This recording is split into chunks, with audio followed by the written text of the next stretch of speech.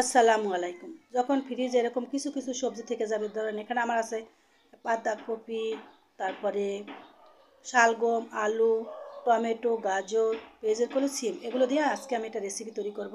এজন্য এখন এগুলো কেটে নেব। সবগুলো কুচি কুচি করে কেটে নিয়েছি। এই যে কাছ থেকে একটু দেখাচ্ছি, খুবই সুন্দর কুচি কুচি করে একদম কেটে নিলাম। কেটে এখন এগুলো ধুয়ে নেব। ধুয়ে পানি ঝরা দিয়ে দিব ঝাঁপির ভিতরে। কি যেখানে পানি ঝরতে থাক, আমি আবার অন্য কাজগুলো করে নিব। এদিকে চলে গেলাম চুলায়। চুলার পরে কড়াইটা বসাই দিলাম, তার ভিতরে দিয়ে দিলাম একটু তেল। তেলটা গরম হয়ে গিয়েছে, দুটা তেজপাতা, দুইটা দারচিনি টুকরা, আর দিয়ে দিলাম দুইটা এলাচ। দিয়ে এখন নেড়েচেড়ে সুন্দর করে একটু তেলের সাথে মিশিয়ে নেব। এখন এর সাথে দিয়ে দেবো মিডিয়াম সাইজের একটা পেস্ট কুচি, দিয়ে পেস্টটা একটু ভাজা ভাজা করে নিব। এরপর যা পেস্টটা ভাজা ভাজা হয়ে গেছে, এখন এর সাথে দিয়ে দেবো একটু রসুন বাটা, আদা বাটা, এগুলো দিয়ে নেড়েচেড়ে একটু ভাজা ভাজা করে নিব।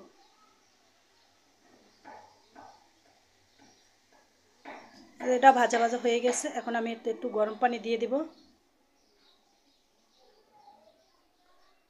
গরম পানিটা দিয়ে সুন্দর করে গুঁড়ো মশলাগুলো দিয়ে দিব।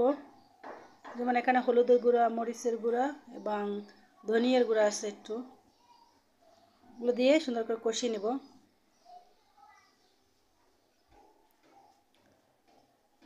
কষিয়ে নেওয়া হয়ে গেছে, এখন আমি আলু কুচিগুলো দিয়ে দিলাম। দিয়ে একটু নেড়েচেড়ে মিশিয়ে নেব।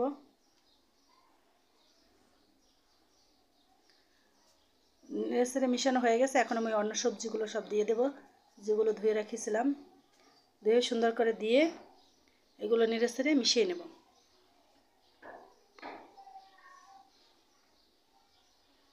সবজিগুলো ভালো করে মিশিয়ে নিতে হবে, যাতে মশলাগুলো সবজির সাথে মিশে যায়। এই যে একদম মিশানো হয়ে গেছে, এখন আমি এটা ঢাকনা দিয়ে কিছুক্ষণ ঢেকে রাখবো।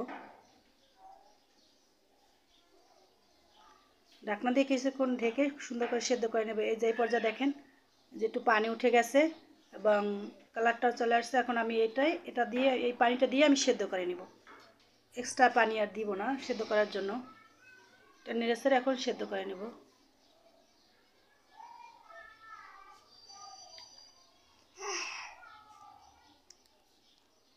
পর্যায়ে আমার শুকনো শুকনো হয়ে গেছে, এখন আমি গরম পানি অ্যাড করে দেবো। যতটুকু ঝোল রাখবো ওই পরিমাণ দিব পানিটা, মানে খুবই কম।